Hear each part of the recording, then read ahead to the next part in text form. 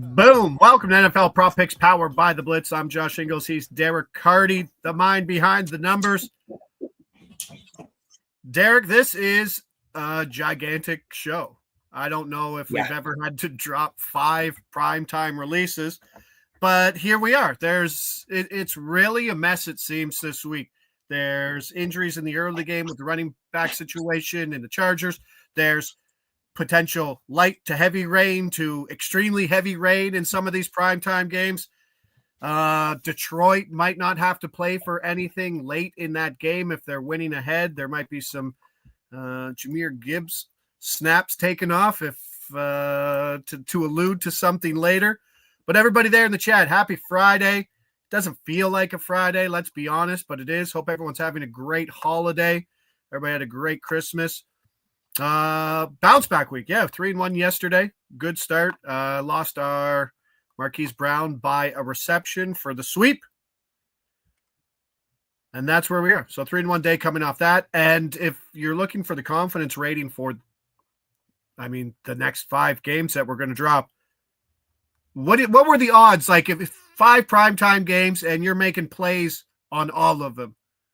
We're talking 5%? Sub 5%, I would have to think. Sub 2%. We've got 5 games and we have 9 plays lined up. Yeah, lots to go around. Lots on both sides. Some exciting ones. Don't forget to hit that like and subscribe button. Do it now. Says Cover Sports on Twitch. Here we are. And let's get right to it. And we start off, today's script is just gigantic. All right, let's go. Navy has tied up the game for anybody watching the bowl stuff. And if anybody's out there watching Belgium soccer, well, enjoy. 2-0 Leuven. Who cares? Chargers, Patriots, Pates, 4.5. Home dog, total of 42.5. Some rain projected. Out of nowhere, not really out of nowhere, but like Gus Edwards missing this game is kind of big. J.K. Dobbins, windows open. Are they going to throw him out there? If they don't, it's pretty ugly in terms of what they're going to get in the running game. I was trying to find Hassan Haskins for like 19-1 for a touchdown because he could be the Gus role in that offense. But on the other side, this is, what they've done in New England with Drake May you need to at least applaud them. Okay. We're not really need to applaud Gerard Mayo, but in this sense, they haven't really had to run Drake May that much, right? If you look at his design to scramble run ratio, it's pretty scramble heavy, but he's a hell of a runner. He is a hell of a runner if you've watched his games, and that's where we're going here. We're at DraftKings, and hang on tight because DraftKings it's working, it's not working, and we're a play. If we can throw that up. Nope, jump the gun. Maybe it's not working. Let us know in the chat. Producer Chris on the buttons today, let us know because our DraftKings, the website's just not running through. So Drake May over 4.5 carries, minus 115. That was at DraftKings. Let us know if it's still there for sure because we want to get an accurate number here. And where it's more. Good. Milo's just saying he just bet it. Yes. All right. Worked for me. Fantastic. So interesting. So we will struggle to pull up the DraftKings straight odds, but there it is. Drake May over 4.5. All the talent, just like I said, they've kind of had training wheels on him in terms of what they've allowed to do rushing, but like since week 8, 4.6 carries and 38 yards per game. And I'm sure you're probably going to lean into the scramble versus design run rate. Yeah. So I think there's actually some extra outs for us here that the market's missing. Like you said, he scrambled a ton. He's a good runner. He's gone over this in 5 of his 11 games, just purely based on scrambles. They were running no design runs for him at all. And then last week they come out and they give him 17% of the design runs between the 20s. I think they gave him one in the red zone, if I'm not mistaken. And if you've been following along, I talk about it all the time. Coach Speak Index is fantastic. for the last few weeks, reporters have been asking Gerard Mayo about, and Alex Van Pelt, the offensive coordinator, about design runs for Drake May. And they've basically been saying for a while, like, they're in the playbook, but Van Pelt didn't want to run them for him. He's like, I've been in a situation where you're not playing for anything. Your quarterback gets injured because of it. And then Gerard Mayo has had some passive-aggressive comments where it's like, well, that's an Alex Van Pelt problem, like whatever. Basically, it seemed like last week, Gerard Mayo put the hammer down, said, we're doing design runs for Drake May, call them. That's what they did, and I'm hoping that continues this week. Even if it doesn't, like, he's still gotten there on scrambles, but if we get anything resembling last week's design runs, like, we're looking good here. I don't know if you followed it too, but there's also maybe a change in the guards and the running back situation in New England with Ramondre Stevenson, where they might not give him. And I think you've already accounted for it in your numbers because the Antonio Gibson over carries at 7.5 is a great number because he could be starting. Stevenson did have the lost fumble. I think Gibson had a fumble, but a not lost fumble last week, but it could be an even split. And they're really questioning the run game. And let's not forget possible rain. Could be some tuck and runs like it. And I mean, they didn't look terrible last week versus Buffalo, and the Chargers have no run game. Like, if you could get one Drake May Neal, that's probably not priced in either.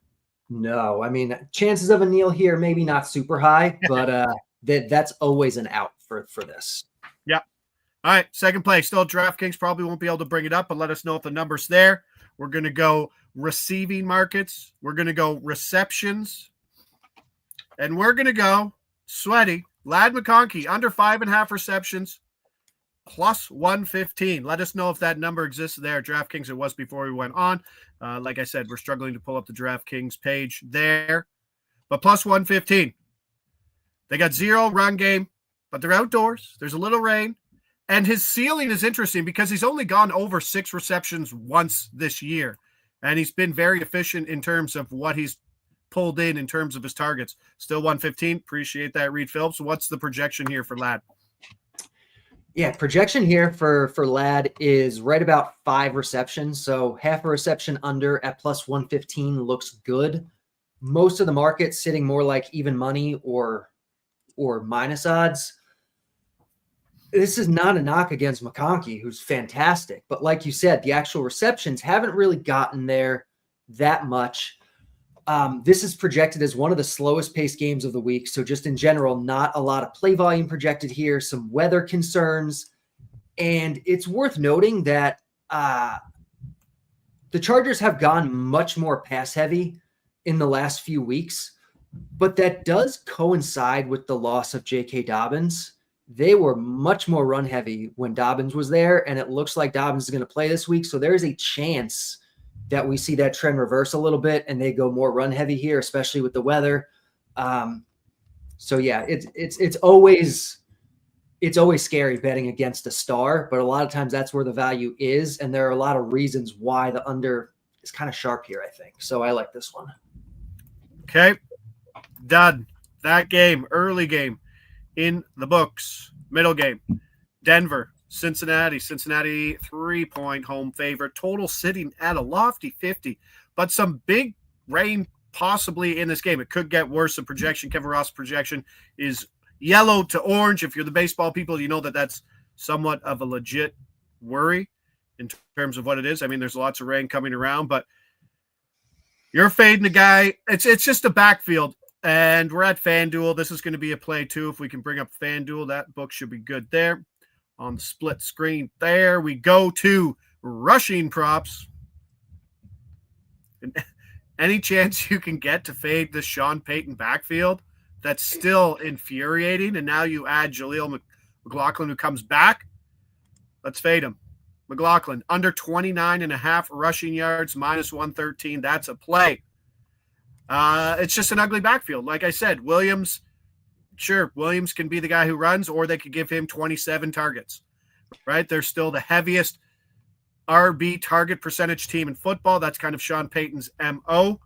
And, I mean, Bo Nix doesn't throw the ball downfield a ton, but it's a big number for a guy coming back who missed last week. And then Audric Estime also has to get some stuff. Like, no one ever sits out in this offense. It's not like I'm just going to give it to him. No. You have to get like a 10-yard carry just to get the hot hand approach to put yourself ahead of the other guys.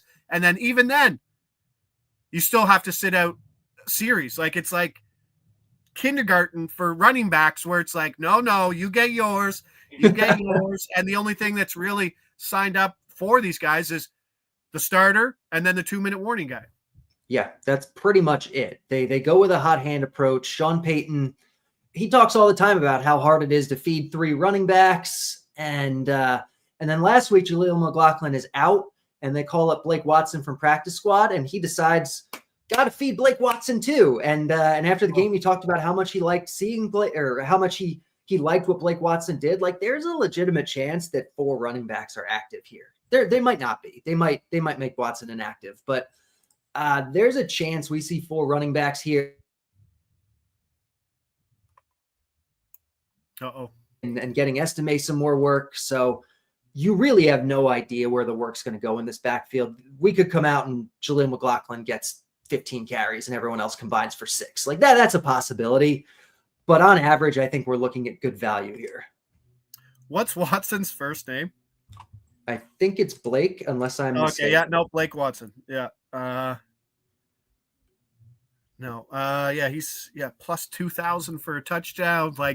And he's on the roster. It's not like they have to call him up from practice squad or anything again. Like they have all 4 of them on the roster right now.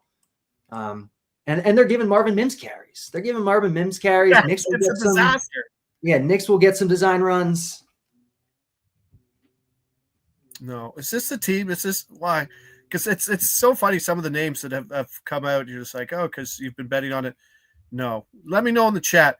Where does Matlock play? I saw him for like 8.20. Fullback for the Chargers. That's okay. So it is. Yes. All right. Yeah. All right. Just missed it. That's what do we got? I got the Michael Burton touchdown last week. If we're talking fullbacks, that was 29-1. Always nice to get the fullbacks involved. All right, Jaleel McLaughlin. I really suck at saying that name. Under 29.5 rushing yards. You got another play in this game. How about an over with Joe Burrow? Let's go to FanDuel. Let's go to pass attempts. Let's see if our number is there. Laid it on the line. Joe Burrow somehow still. What do we got? 36.5 still there? No, I think that moved up two attempts. What? If we're able to go to ESPN or MGM, I'm not sure. We have a new producer on the switch this week. Are you okay to do an audible? That is a massive move. Yeah, put us on the full screen and then do that behind the scenes so nothing pops up in your browser history there. There you go. That's the safe one. Did we lose 2? Did we lose 2 on that? No. 2. Really? Yeah, that was 30. That was 38 right there. The 36 is gone, but there's some 37s out there still that are okay. Even with the projected rain, it's still going up. Okay. I'm trying to find it myself. Seeing it must have just moved.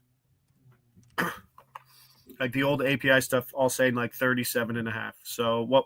Where'd you say ESPN? Yeah. So we had the 36.5 at minus 102. 37, seeing some 37s, minus 115 from Blue on the over. Yeah, we're looking minus 110, minus 115, probably depending on the book. This will put us more into lean territory. Oh, Joe Burrow on the lean territory. Let's see if we can bring it up. If not, that's fine. We'll drop it at the. Oh, we see MGM. Reed Phillips saying people in chat are confirming like these lines are there. If you're not able to get there, it's okay. Fanatics had the 36 minus 115. That's where we're trying to get to. Did they really? Yeah, but what's projection here for Burrow in this spot? Projection for Burrow is 41 attempts. Always, obviously, plenty of variance when we're talking about numbers this high. Any injury kills it. The weather's not ideal. T. Higgins could affect it depending whether he plays, but it looks like he's going to play. The Bengals are the most pass-heavy team in football. They play a fast-paced Denver team here, so pace up spot, projects as a fairly close game, and they just throw the ball a ton. So I liked it more at 36, but 37.5, -110, -115. We're still looking pretty good here. And they need to win. It won't be a Pittsburgh situation where they literally are running the ball down 21 points at the end of the game. No, and Cincinnati doesn't do that. No, they certainly don't. And they don't. And then Pittsburgh in the red zone. What happens when you need to run off? They had a timeout. The penalty was something, but there would be a runoff on it. Oh, because they were trying to set, and the guy didn't come set before they snapped the ball. Runoff, 10-second runoff. Did they use the timeout? No, they just quit the game. Thank you so much. Under wins. That was annoying. Weather won't be bad until the last hour of the game. Kevin K. Okay, so that's where the yellow to orange situation is. Obviously, things can change within that time from now to then in the afternoon, but yeah, it doesn't look too bad right now. Oops, Darren, folks watching the Navy game. Let me know. Did they just take a touchdown off the board for the Sooners there, Darren? I'm wondering. It went to 21 on my app, and now it's back. All right, Joe Burrow. What are we going to do? What's our number? Did we get anything there, Producer Chris? You got something there? Let's say the -110. We got Reed in chat saying it. I see it there. I saw it there at MGM. Okay, ESPN let me throw it up here. I'm going to change it in the and we're going to call that a lean. Hold on. Let's go. We're going to go to 37. What are we doing? Over 37.5, -110 lean. -110 lean. I'm going to change that up right now. -110 on the lean. Oh, yeah. And then we'll put that up, and that's where that's going to go. Show. Boom. There we go. Joe Burrow, over 37.5 pass attempts, -110. That's on the lean. That's on the card now. And then we go from that game over to the late game, which is indoors. We don't have to worry about anything. Arizona and LA. Rams, 6.5-point favorite, total sitting at 47.5. Arizona playing for nothing. And for the second play, interesting spot because Matthew Stafford's had to play a couple ugly outdoor games, but he gets to go home and indoors, and we'll get to that. But first, we get to someone Derek loves to bet against. And he's a scary human being to bet against. Oh, yeah, he is. Clay, we're at Bet Rivers. Producer Chris can bring that up. Let's go rushing attempts. No, they're giving us a better number. I'll take it. -103. All right, Kyron Williams, under 20.5 carries, -103. Just changing that. Price was -112, now -103. Again, you're on his under. 20.5 is a big number. There's only two running backs on this slate that have a bigger number. That's Saquon and Jonathan Taylor. 29, 29, and 23 carries over the last three games. If you were a box score handicapper, you would be smashing this over. Why do you like the under? I think part of the reason the number is so high right now, the line is so high, is because of that, that recency bias. But they were all wins. They had just a high amount of play volume in general in these games, so we should expect that to regress. They've been giving Blake Corum, a decent amount of run here, getting down the stretch, giving Kyron Williams a little bit of a break. He still projects for a ton of volume. Like there's still an easy chance he gets here, but this does project as a fairly slow paced game, potential for a blowout where we see Corum at the end. They're touchdown favorites or so here.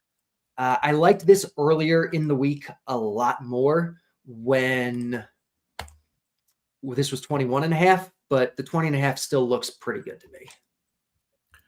People saying -120, -115. Does that drop it into lean territory? Let me take a quick look. We're projecting about 18 carries for him here. You're at a very strong lean. I might even call it a play if you're at like -115 or so. There's some -110s out there, I think. You're still looking pretty good at those numbers. All right. And now to the Matthew Stafford take. He has not been great over the last couple of games. Completions, attempts, yardage, everything kind of down. But we're going to stick at Bet Rivers. We'll let you know a different price. Many people don't have that out. Matthew Stafford, completions, and we're going to go on the over 20. Yeah, no, you were good. Okay. Okay. Let me just double check. That always scares me when I hear, no, they did change the price on us. Minus 114 versus our minus 103. This is a lean. This is a Okay. lean. All right, slap a lean on it there, producer Chris. As we see the borderline of minus 113, but Matthew Stafford, the release is over 20.5 completions, now minus 114. That's a lean. Outdoor games, always a good spot to find a quarterback going back indoors. Averages 23.3 completions per game at home. What do you have for the LA quarterback here? Projection here is 22.5, so right around that. Yeah, it's good value. It's not great value. The market has been moving up at most books. It's 21.5 most places now. There's a few, I think, stale 20.5 still out there at a couple books. I think DK has it. I think FanDuel maybe has it. Yeah, I don't like this quite as much as I did before at the old odds, but this is still pretty good. It's just a matter of not overreacting to recency bias. Like Kupp has not been good. Stafford has not been good. We have to expect some regression to the mean for these guys here. This one looks solid to me. Saturday is in the bag. 3 games there. Now we go to Sunday. Atlanta, Washington. Did you know this is the first time, per NBC Sports, the first time 2 rookie quarterbacks have started a game in prime time? Really? Which doesn't make any sense to me. I just read that. I don't know. I didn't spend 14 hours fact checking it. But yes, per NBC Sports, that's what I heard. But here we are. Penix, Jaden Daniels. We're going to start with play. We're at Bet Rivers. No, I can't read properly. Yes, we are at Bet Rivers. We got to play on the Falcons. I mean, there's a lot of issues. Like there's a lot of rain. There could be a ton of rain projected here. Brian Robinson has fumbling issues. De'Ami Brown was DMP. Terry McLaurin sat, but he's back. He was limited, questionable. So there's still a lot of moving pieces within this offense. And then how do you judge Michael Penix's start last week? 18 completions indoors. Now he's outdoors. There's more tape on him. Let's get to it. We go. Michael Penix Jr. under 18.5 completions plus 102. Number is still there. Penix Jr. under 18.5 completions plus money. Let us know if you're seeing that somewhere else, and we'll run it through the grinder to see if it's still a play. But this is a play as well. 18 of 27 in his first game indoors, and now he's outdoors in the rain. I don't even get like the plus money. Like this should be like minus 125 or something. I don't think the books even know what to do here because the lines are all over the place depending where you're looking. Like we have this 18.5 at plus money, but there's 19.5s out there at like minus 140 or so. I think FanDuel had dropped down to 17.5. It's just the range of numbers on him is wild. I think the sweet spot is this 18.5 around even money plus money, but I think they're all pretty good, excepting the FanDuel 17.5. I don't like as much. But yeah, he's a rookie quarterback. Generally, what we know about rookie quarterbacks is that they're not very good their first year. Like he was okay last week, but he didn't set the world on fire. This is a run-heavy team to begin with that went more run-heavy last week than they normally do, which is standard for having a rookie quarterback. He's outdoors, like you said, away from the dome, outdoors in a potentially very rainy spot. If you look at the pace numbers, which tend to stabilize pretty quickly, they went from being a fast-paced offense with Cousins to being a very slow-paced offense last week with Penix. If that sticks around, which given how stable the stats are, there's a fairly good chance of it. That is definitely not baked into the line here. So there's a lot of reasons to like the under here. Slow pace, run heavy, weather, potential struggles because of just being a rookie and low level of talent. I like this one quite a bit. Abby Jackson say Penix over 9.5 rushing yards is a good look. 4 carries, 3 yards last week. Some kneel downs, I'm sure, without looking at it. It was the Giants, so you can assume that there were some kneel downs. That's the first thing I always do when there's a new quarterback, because you see it with his completion numbers. Variance is massive, and books don't know how to price it as well, especially rushing quarterbacks. Like DTR, they didn't even know how to price his rushing last week. His was a steal over. Penix in college didn't run. I was super surprised to see like how low of a rushing volume he had in a very well run offense. Like it was nothing. Yeah, so I definitely think the biggest misprice here, though, is definitely these a lot. And if you want, I mean, I would imagine the books are going to keep moving. If all you're seeing right now at books that you can bet at is like 19.5, minus 160, minus 170, just wait for it to flip to the 18.5 at anything else. Yep, like it. Or if you're sitting at the 18.5 minus 160, like Fanatics, and you're in trouble if that's your out. Yeah, you also don't really need to run in college when you're throwing to multiple first-round picks. Yeah, I get that. That makes sense. But it will be interesting to see. I mean, you think you'd want some reps in terms of running. I don't think you just go from no running in college to, yeah, I'm going to be a pretty good runner here. I mean, 9.5 is not a very big number, and it only takes one. But not touching that number. No, don't do that. Yeah, it is worth noting he didn't get any design runs last week, so still some uncertainty, but it'll be interesting to see what they do with him. All right. Combination play here. We're at Bet365. Now we're going to the receiver side. We just did Penix under completions. Now let's go under receptions for a receiver. If we go to, look at, interesting. Yep, there it is. Whoa. Oh, yeah, don't click on it. Don't click on that. There you go. That's a dangerous one. Numbers there, but let's go. Ray McLeod, under 2.5 receptions, plus 145. Ray McLeod, under 2.5 receptions, plus 145. This was a guy, like, if you followed your numbers throughout the year, Ray McLeod was always a guy that projected well to the over. So it's looking, and you kind of already alluded to it, slower pace, lower volume, lower efficiency now with the change from Cousins to Penix.